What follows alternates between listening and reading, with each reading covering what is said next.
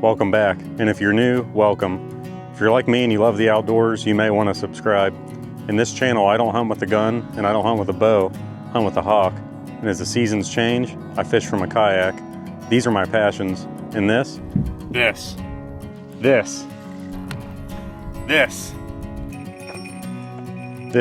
is fins and talons. All right guys, since this is Mick's last year as president, everyone's put a little something together for him, so we're gonna surprise him with that here in a minute. You guys wanna come inside? You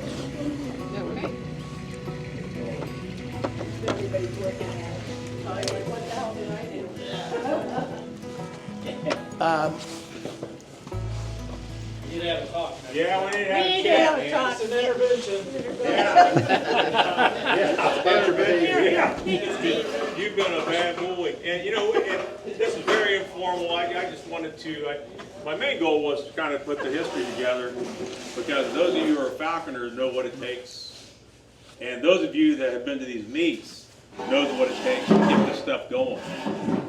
I mean, I can't imagine what it took to keep this thing rolling for 16 years that he's been involved as president. So I'm going to read you Mick's bio. It's pretty funny.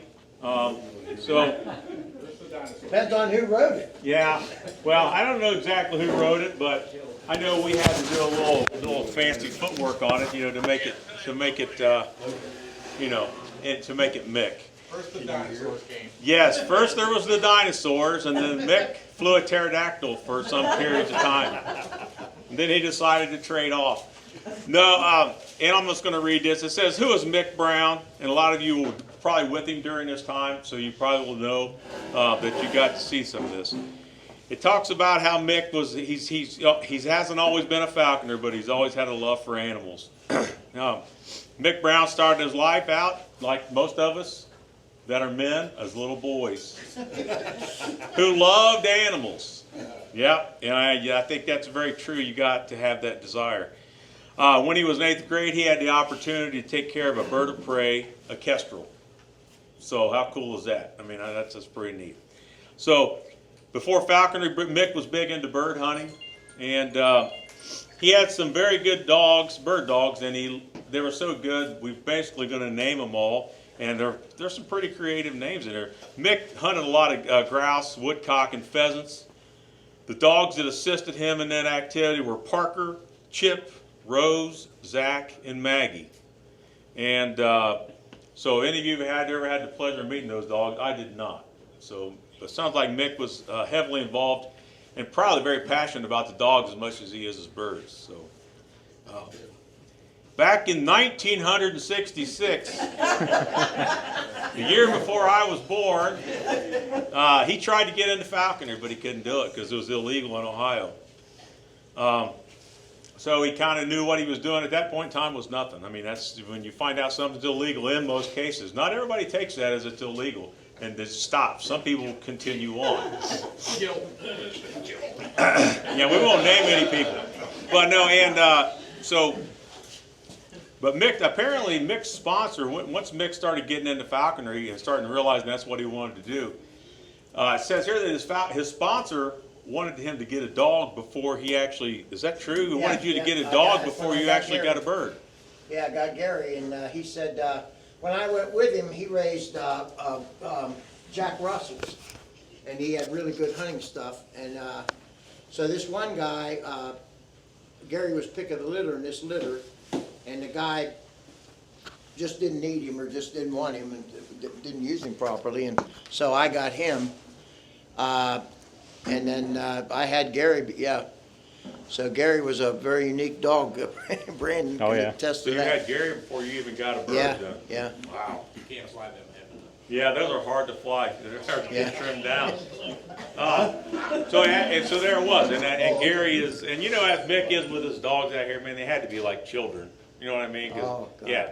So some of other Mick's hunting dogs are listed here. I love how he gives all of his names to his dogs. You know, because that to me that says a little, you know, that he just thought that much of them.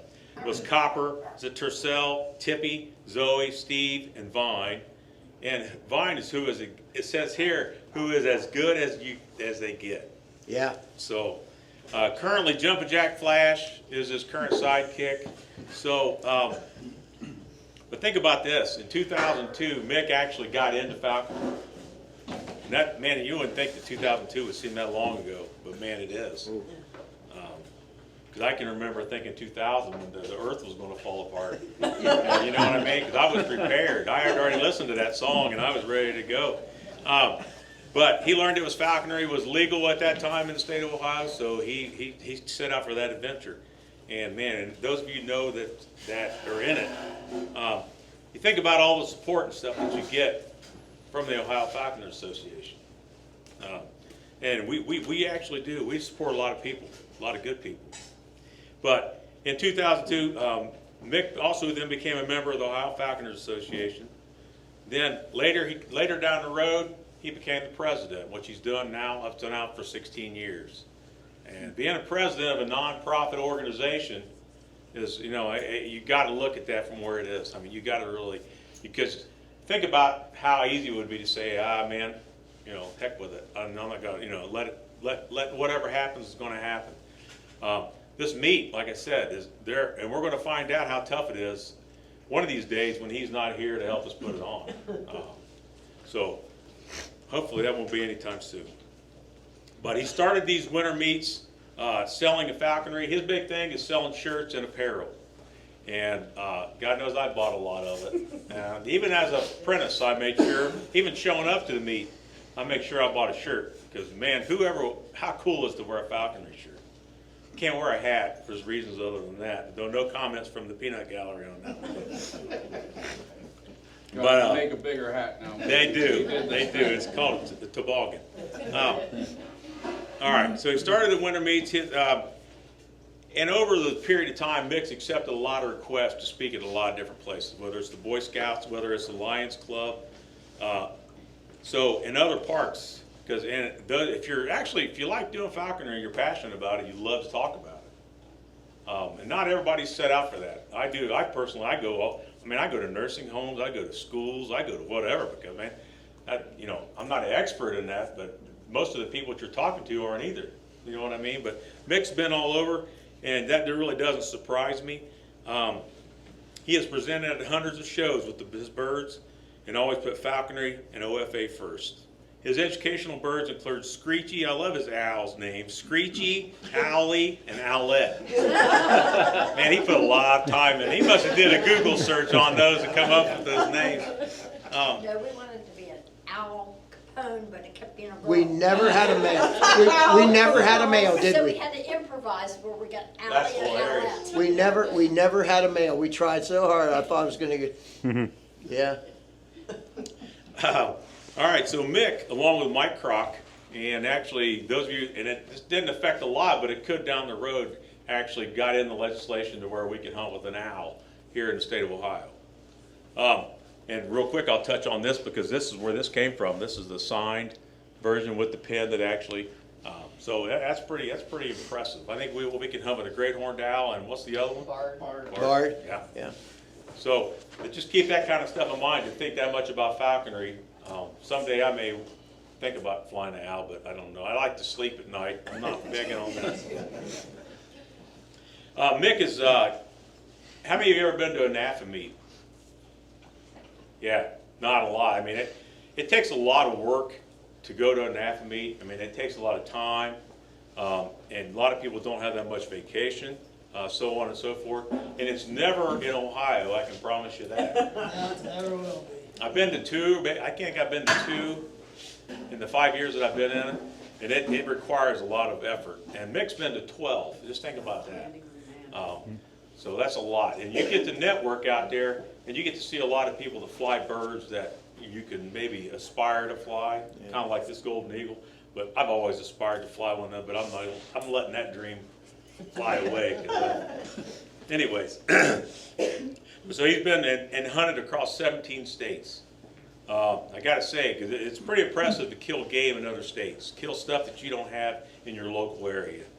And whether it's jackrabbits or whatever it is, I've taken jackrabbits in Texas, and man, that was the highlight of my falconry career. That's great to do. But this ain't about me. This is about Mick. But like I said, Mick's always been there for, you know what I mean? If you can call this guy and he will always answer questions. You might get a story to begin with, or a hard time, or he might make fun of something you say, but in the end, you will get your information that you're looking for. 4 stories. Yes, you get 4 stories. No doubt. And he has been the go-to guy, rescuing various birds, taking them to rehab. Speaking of birds, his birds included, and here we go, Uma, is that right? Yep. Uma, Bibi, Janice, Libby, is that Amika? Ambika. Ambika. Okay. And Purdy, Zippy, and Otokte. There we go. So I don't know what kind of birds most of those all weren't. Parakeets. Oh. Man, those are hard to train. They are. They keep taking that seed out of your hand. Yeah. Oh. All right. But the key to Mick's successful falconry, we all know this, because I know, is Linda. Yep. I'd be the first to admit that. absolutely. Because you think about that, how much, and from what I understand, she doesn't even like birds. Could you imagine? Or Mick. She loves them from a distance, and she doesn't like Mick either. No. But no, could you imagine not even having a passion? Because like Jeff and Belinda, they fly together. It's pretty cool. I mean, you both got the passion for it. But just think about having a falconer in your family that's been flying for this long, and you don't even like birds.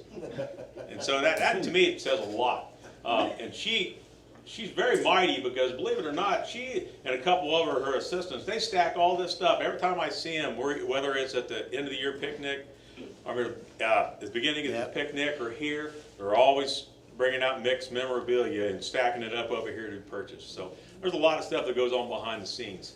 And that is one person that we definitely want to acknowledge, because I will tell you, it's been a great, my life as a falconer, just for the short period of time I do it, man, if my wife wasn't supporting it, I'd be in big trouble. Yeah. So with that, we give Linda a big hand clap. And with that also, Mick brought in some paper, Linda brought these in, kind of showing over Mick's lifetime, newspaper clippings, things like that. So I don't have any special golden watch to give you or anything, but I just wanted you to know we appreciate you. Thanks. Thanks, guys. I appreciate it. Thank you. Thank you very much. Thank you. See, she got a gift. You didn't get one. I get nothing. Yeah, we had an understanding, when you get the Falconry, don't ask me to participate, but I'll be behind him and stuff like that. But our agreement is he hunts and I shop, and we get along just great. And that's all. But you're not buying falconry gear. You're buying. Now, I do on occasion. Good deal. Well, thanks, guys. I really Anybody got appreciate anything they want to say about Mick? This is like a roast, really. It's not like a memorial service. This is like a thing where if you ever want to gouge him, man, I love gouging that guy because he's a lot of fun to make fun of. I thought we were euthanizing you. I didn't realize it. Yeah. No, I appreciate everything you've done for the club for more than 16 years. Yeah, yes. Especially getting the legislation stuff passed through. That took a lot of work and took a lot of time, I'm sure. So I appreciate it. Everybody in the club appreciates it more than me. Thank you. Thank you very much. Thanks, Mike. And if I could say this, and Linda's heard me say it 100 times, had it not been for Mike Pompoco and Jeff Reeby, I may have ended, I wouldn't have quit, but I might have got hurt. These guys took me under their wing when I first got into it, and they were true friends. And yeah, they helped me a lot. And then another guy I'd like to acknowledge is he's got me through my 2 knee replacements. Steve Roth, best physical therapist. He's still swearing. And Jack Hubley. Jack Hubley is a dear friend. I used to go over when he was president of the PA club and spend a lot of time with him. And it's so nice of Jack because he knows what a hit this great golden eagle is. And I met him a week or so, maybe 2 weeks ago, out Schleps, and we had breakfast. He was on his way in. And he told me he's going to come back over, and I thought that was pretty nice after being out west and eastern PA and coming clear back to do this for us. And And I tell you, that eagle is a draw, and your talks are just amazing. They really are. No, they are. And so you can't be in anything and be halfway decent at it unless you've been around other people too. Gil Gross, where's Gil? Gil and I are old soldiers, and Gil and I have been through a lot of stuff together, and there's a hell of a goshawk guy. I pick his brain on my birds all the time, my goshawk all the time, and it's just the falconry community to me, and I mean this from the bottom of my heart. I've been in a lot of things, tournament archery, shooting, skeet shooting, this sporting play, everything, and all these associations that you belong to, and when you're in those, you run into a fair amount of weenies. And I will say this, we don't have too many weenies in falconry, and the reason is we weed them out. We won't bring them in. So it's a no weenie zone. I mean, if we see somebody and we know he's a weenie, we'll call that guy. You can't sponsor him, he's a weenie. And that's how, is that not how it works? Pretty much so. I mean, I didn't say that, Michelle, weren't but you know, all kidding aside, we try to get people that are like-minded, and we police ourselves. We take care of our birds, and I remember one time I had an inspection because I built onto my pen, and they came down and inspected. I sent pictures in, and I had a kid come from Marietta. He was a game warden, and he said, "I saw you on the list." He said, "I was up here." He said, "I see that you got a red-tailed hawk," and he said, "I'd like, yeah." So at that time, I had her free lofted. And so he came up and he said, you mind showing me the band number? I said, "You nuts?" I said, "There's a door, go up there, get the band. If you can get near her and get the band number when she's during the mold." I said, "Have at it." I said, "Here's what the band number's supposed to be." And he said he had a diet soda with me and he left. Hell no, I wasn't going in there when they're mold. But no, I've had, thank you guys, this is amazing. And Brandon was my first apprentice. And the story, and Brandon will tell you, is there was a picture of me going out to Kansas, and he saw the picture, and being a good law enforcement officer like he is, he stalked me, didn't he, Linda? A judge would have given you a protection order. Yeah. So, yeah, and I love, Linda and I love Brandon like a son and like a brother, and his whole family, Brad, and yeah, it's just, Brad and Diane are just special to us.